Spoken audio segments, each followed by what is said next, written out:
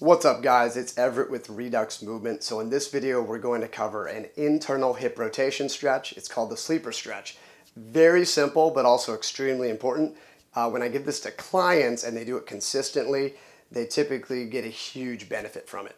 Now if you've watched any of my other videos, you'll know typically people have less flexibility and mobility than they think, and they try to go too far into the stretch just to feel something. What that means is they're usually compensating or cheating at some other part of the body to make up for that lack of mobility. So we're going to go through the appropriate cues to make sure you set up in the right position for you and you get the full benefit for the time spent here. All right, so before we get into the stretch, stay to the end of the video. I've got more to discuss on internal hip rotation training, but for right now, let's go over the cues and get you a little more range of motion. So if you ask the average person what internal hip rotation looked like, they probably wouldn't know. I'm showing it to you right here. So I'm standing up, I got my right leg at about 90 degrees, and you can see how my knee doesn't really move, but my foot is rotating outside of the body. And here's a seated position. So the way I think about this is, imagine you have a tire iron and you're taking a bolt off of your car wheel. So the bolt would be my hip, and that tire iron is about 90 degrees, and I'm just rotating that bolt. So again, the knee isn't leaning or hiking up into the air. You can see my shoulders are square. My right hip isn't hiking way up towards the ceiling, and in this case, my left hip isn't hiking. It's pure rotation right out to the side. So pretty tricky. A lot of people, when they try to do this initially, they just start cramping. So I'm showing you the standing position, a seated position. I'm using a yoga block to literally block my knees. And now this is a just lying down on the ground side lying position.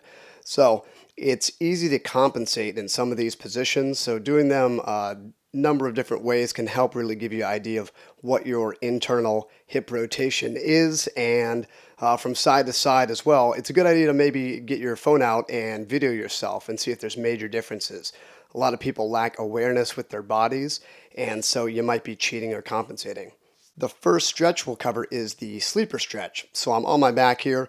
I've got my right foot about a foot away from my glute, good bend in the knee, and I've got my left foot on my right knee. You can see my hands are on my hips, and what I'm doing is I'm just leaning my right knee down towards the ground and making sure my hips aren't rotating off the ground.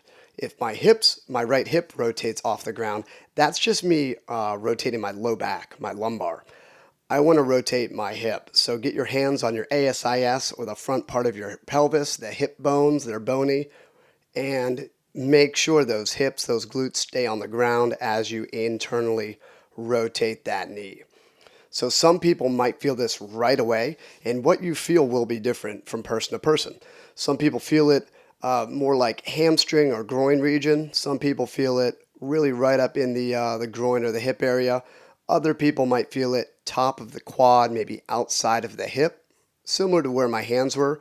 And then I've had a lot of clients say they feel it even in their low back. So you can think about that as your quadratus lumborum or your QL low back muscle. So as long as you're not feeling any sharp pinching sensations inside your hip, or you're not feeling anything at all and you're not cheating, what you feel will be pretty individualistic.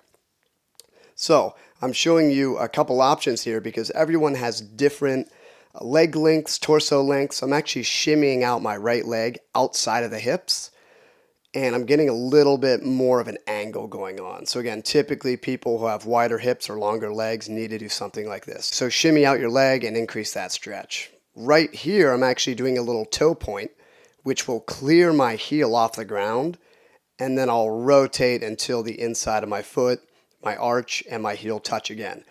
So again, everybody's got different size feet, different lengths leg. You're going to have to use a couple of these variations to make sure you actually feel this stretch right. Some people can get right into it, and as long as they're not cheating, it feels great.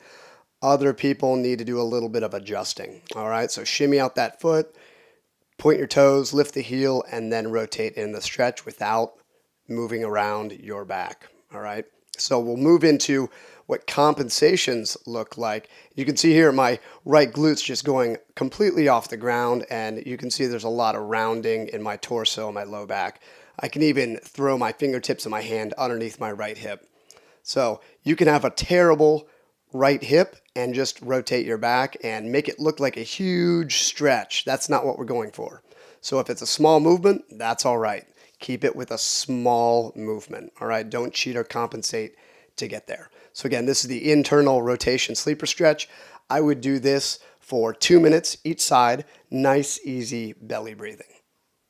So that is the sleeper stretch for your hips, and the goal is better internal hip rotation. If you don't have good internal hip rotation, a bunch of other stretches or movements, they might help a little bit, but again, that internal hip rotation is foundational to a healthy hip. So make sure you knock that out first. So as always, consistency. I'd go 2 minutes per side for 7 days straight. Really focus on the cues and do those minor adjustments to make sure you're getting the right position and stretch for the way your body is set up, all right? So obviously mobility, long-term health, athletic performance goes beyond just stretching. I hope I've made that clear in a lot of my videos. You can't just stretch or foam roll and fix everything and be better in the gym.